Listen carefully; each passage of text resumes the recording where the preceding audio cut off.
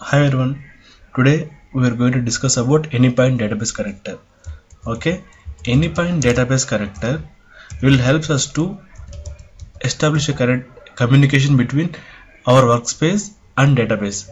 Okay, using database we can fetch the queries, we can insert new data, we can update the existing data, we can get a new table, we can even call store procedures also. Okay, before going to the example, I hope that you guys are aware about basic SQL syntax like select queries, insert queries, update, calling a store procedure. Okay, actually currently the version which I am using is like 3.7, Mule 3.7, and database which I am using is MySQL. Okay, actually to establish a communication between Mule ESB and MySQL server, we need a jar, that is Jdbc driver. Okay, for that I am using MySQL connectivity jar.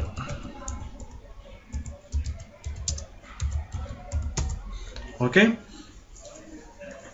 basically from 3.5 onwards we are calling it as, from Mule 3.5 versions we are calling it as database connector. Before that it was called as Jdbc. Now Jdbc connector is deprecated, it's not available anymore. Okay, by default Mule will provide ready configuration for MySQL,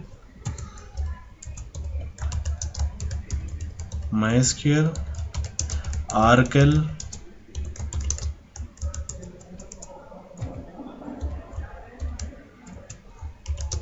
and Jdbc. Okay, as of now I don't have any Oracle and Jdbc database, so I am going to use MySQL database. It doesn't mean that it doesn't not provide any support for MS SQL server, but it do provides MS SQL server support. But for this MS SQL server we have to go for generic database connectivity. I will tell how exactly we're going to do that. As of now I am going to tell about MySQL database, and then I will tell how to connect to my MS SQL server. Okay, we will go to live example now. For this we need, as told, right, MySQL database, Anypoint Studio with runtime 3.7 and MySQL connectivity jar. Okay, now we open Anypoint Studio. Select Anypoint workspace and click on File, New, Mule project. Name it as Mule database example and right click on Finish. Okay, as you can see, this is the panel drawing studio where exactly we are gonna design our flow. Okay, here as you can see, this is the palette. Palette is the place where you can see the available connectors. Okay, these are the connectors, these are the scopes, these are like components, transformers, filters, flow control, like choice control, everything will be available here. Now as of now we will see about connectors. In connectors we are talking about dealing with database. Okay, to invoke database we are going to use one HTTP connector. Just type HTTP in the palette, it will be available, right? So just drag and drop in the palette, from the palette to drawing area. Okay, if you double click on it, it will open the configuration panel.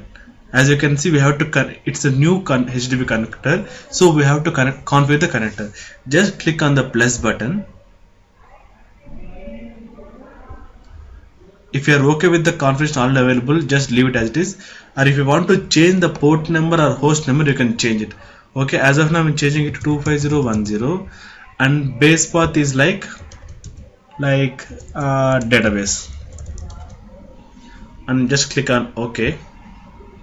Here again I'm providing a star. As if you observed my previous tutorial, you might have observed that why I include this star. Please check that why I include this star in the previous tutorial, like Anypoint HTTP tutorial. Here we have to include the method get comma post. Get is like only to fetch the request. Post is like if you want to post a new data to the existing application. Okay, the main reason why we are using this HTTP component is like it helps us to expose our application over the internet, so that we can access this application over the internet. It's not like restricted to the particular mission. If we deploy the application somewhere in the server, so that other users can make use of this existing application. Okay, now our main thing, database. Just type database, it will be available. Just drag and drop. As you can see, we have to configure the connector. Just click on the plus button. Suppose if you want to change the name, display name, you can change it. I am changing it to MySQL database. See, the name was changed. Just double click on it, it will open the configuration pane, and just click on add button.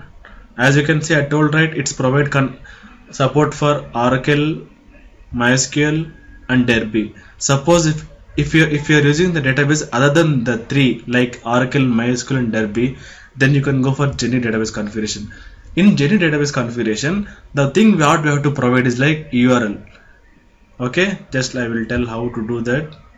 See, as you can see, the URL, you have to provide a Jdbc URL along with the driver class name. Okay, as I don't have any MySQL database, so I am not going to do this. In the upcoming tutorials, I will tell how to do with the MySQL server. Now, as of now, I am going to use MySQL configuration. Just click on MySQL configuration, click on OK. It will open the configuration panel. Just make sure that you selected this one, database configuration parameters. And as my database running in local, so just type localhost, and default port number for MySQL server is 3306, and root, and enter your password, and here you have to provide database name. Okay, these are sample which I already created, so I will create again the database again. Okay, it's my MySQL command line client. Just enter the password. Oh, something happened.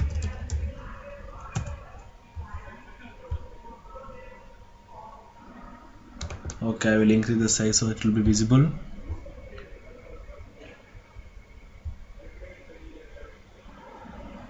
And I will change the color also.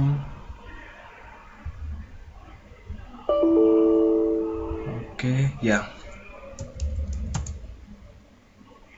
Now we can see it's now inside the MySQL database. Now I'm creating a database called create database training. Okay, database created, and create table user info like id, int, name, varchar of size 20. Oh, sorry, I have to select the database, use training, table was created. So I'm inserting some dummy values.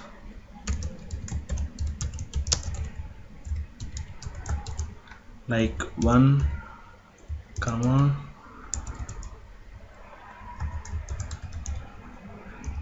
test. Again, one more data, 2, test user 2. Okay, now select star from user info table to see whether data are inserted properly or not. Oh, sorry, it is a manual syntax error. Oh, now you can see select star from user info. I have 2 records. Now we will go to the Mule ESB application again. Okay, once we have entered the proper database name, just make sure that we have the driver class. So as it's showing it error like please add required driver before proceeding. Okay, now I have to add the driver. As I told, right, to establish a connection between Mule ESB, I mean our workspace and database, we need a Jdbc driver. Okay, just click on add file. As I had already file, so just click on it, open. It will be added to the class path. So now it's not showing any error. Okay, once it is done, just click on test connection to check whether it is success or not. So I'm getting a message like successful, so it's fine now, no issues. Now select an operation like whether it is select or insert, update, store procedure, bulk, execute DDL based upon the requirement. Just click on select. Okay, once I click on select, it will show in, I will make it big. Okay, parameters query. Now here I'm writing one simple query like which I wrote in the command line client, like select star from user info. Okay, I saved it. I'm not putting any logger. I'm just sending bottom data I'm getting from the database to the HTTP component. Just check, we will see whether it is working fine or not. Just right click on the application, team, run as Mule application.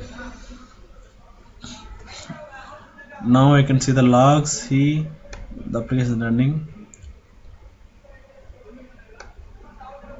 Okay, application is deployed. As you can see, the status application deployed, so it's good to go. Okay, now here we will write localhost 25010 database. Nothing is there, but here we didn't print any logger, say we don't get any message, so we will print one logger like to check whether we're getting invoked or not. Just drag and drop the logger after database connector. Okay, save it. Once you save the application, it will run automatically again, so no need to stop the application and it again. Only if it is changing the XML, like if you do any change within the studio, you can directly copy paste and you can write it again. If we do any change in the Java code, then we have to stop the application and run it again. Okay, now we will see again, we will hit the same localhost 25010 database is the path name which you have configured. See, I'm getting some log message, which means that the application is getting invoked properly. As you can see, after database I have put one logger in which I didn't configure anything. So if I didn't configure anything in the logger, so by default it will print the entire message. Okay, as you can see, the payload is nothing but the business data, return type of database. Okay, here as you can see, that payload is of type linked list, so it just printing the reference. Suppose for example, to make it readable, I am just using one simple transformer like object to string. Just type object to string. Why? Because I am getting java.util.linked in object, right? So it's an object. I am trying to convert it to string, just like .toString method in Java. Just drag and drop and place it after the MySQL connector. We will see it again. As you can see, application running again. Just clear the logs.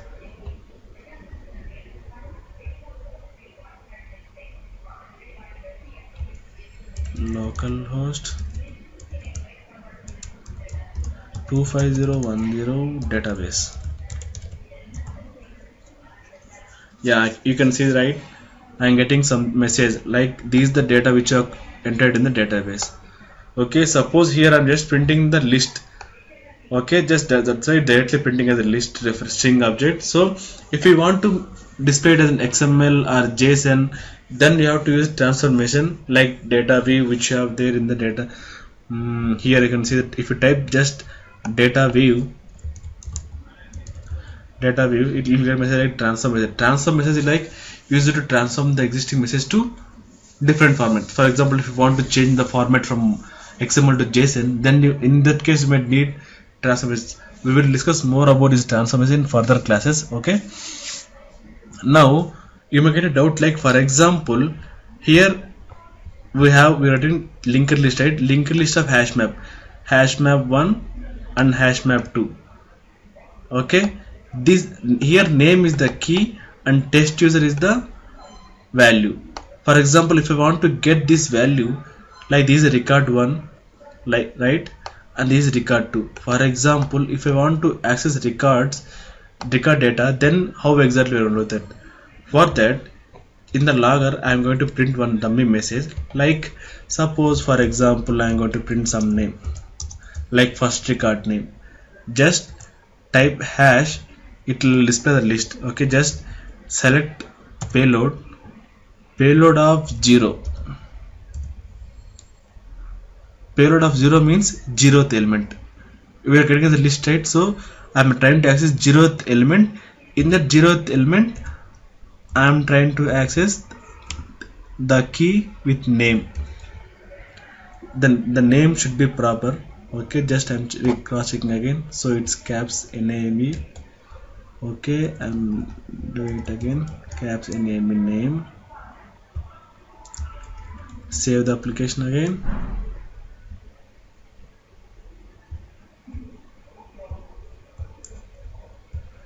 Right click, run as Mule application.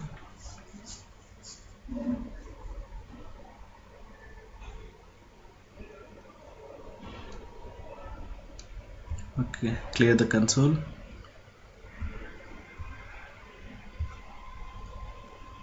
Again hit the application and we will check the name. Okay, it's showing some error. Okay, we will check it again, what might be the issue.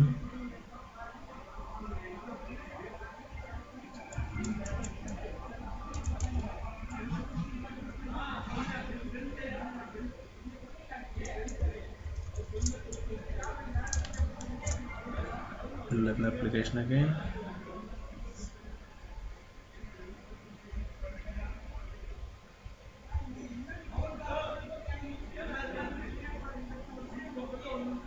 Oh, sorry, and now I got the error.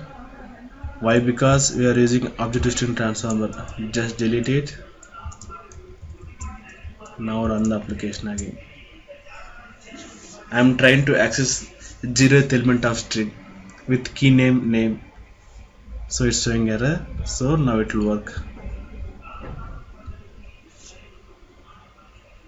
As you can see the console, name test.